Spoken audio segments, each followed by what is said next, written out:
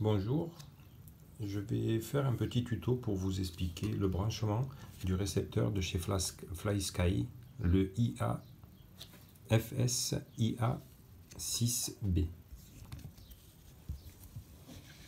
Voilà, donc vous voyez le modèle. Donc j'ai un peu fouillé sur les forums, il était difficile de trouver toutes les informations. Donc là j'ai finalisé, j'ai fait les essais, ça fonctionne. Donc le montage que je vous donne fonctionne à 100%. Donc vous n'avez pas des questions à vous poser. Si bien entendu, vous avez le même matériel, le même modèle de Eachine 250, ainsi que le même modèle de récepteur. Donc vous allez recevoir votre câble, votre nappe ici qui ne sera pas connectée. Donc la première des choses, bien sûr, qu'il faut faire, c'est la connecter ici. Plus ce petit module, plus ce petit connecteur là. Donc ce connecteur, c'est ce qui va commander la LED arrière, hein, qui va vous permettre avec le switch de votre télécommande de faire commuter les couleurs ou d'éteindre les lumières avant et arrière. Donc je rappelle, donc vous avez simplement à mettre le connecteur, celui-ci et celui-ci. C'est une carte CCD 3. D'accord. Apparemment, il existe plusieurs générations. Moi, mon drone, je viens de le commander, je l'ai reçu il y a très peu de temps. Voilà. Donc, pour le connecter, donc, je vais vous mettre une photo, mais si on regarde bien, on voit ce qu'il faut mettre sur le CH1. Je vais essayer de vous mettre la notice à côté. Donc sur le CH1, c'est ce qui correspond donc à l'aileron. Donc c'est la couleur bleue. Il faut regarder la doc technique du récepteur. Donc la doc technique du récepteur qui vous explique clairement.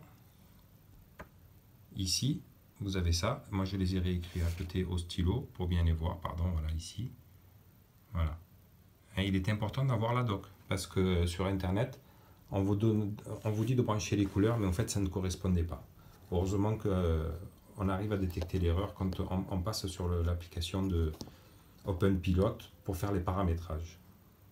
Donc, le CH1, ça correspond à l'aileron. Donc, l'aileron correspond au bleu. C'est un bleu-violet. Hein. Donc, le CH2, c'est le premier jaune que vous allez retrouver par rapport à votre carte. À votre connecteur, pardon, qui est ici sur la carte. D'accord. Vous avez deux jaunes. Et c'est le premier jaune quand on part de la gauche. Donc, on a le rouge, le noir, le blanc, le bleu et le jaune. Donc, c'est le premier jaune qui correspond au CH2 à l'élevator. OK. Donc, il est branché en CH2. Sur le CH3, ça c'est ce qu'on appelle les throttles, d'accord?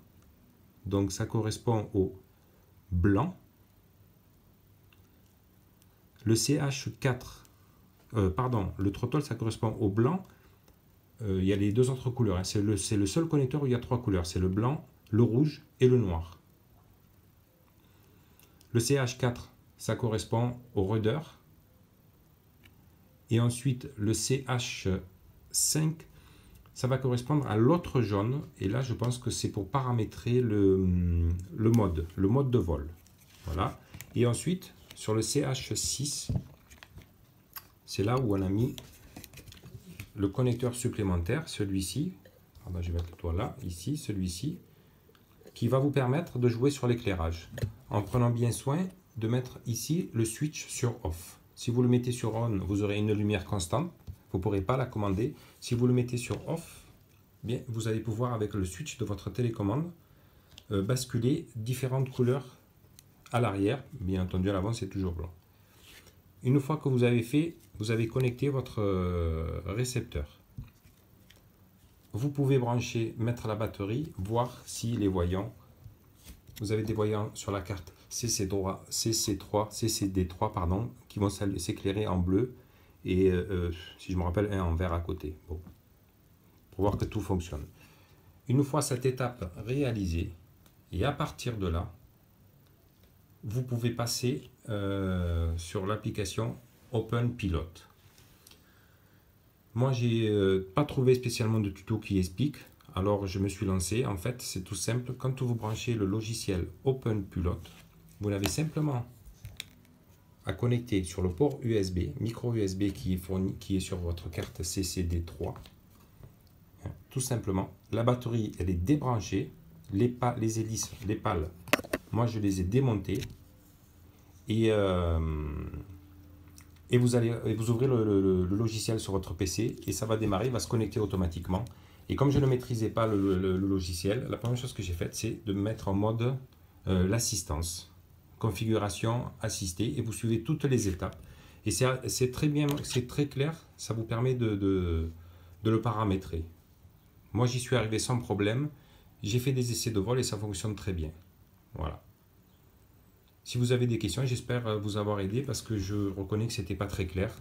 Hein, donc je vous remets, si vous voulez, un gros plan, si j'y arrive, du récepteur.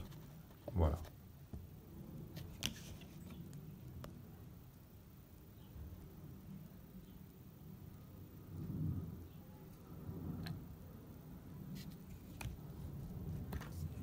Je vous montre le drone.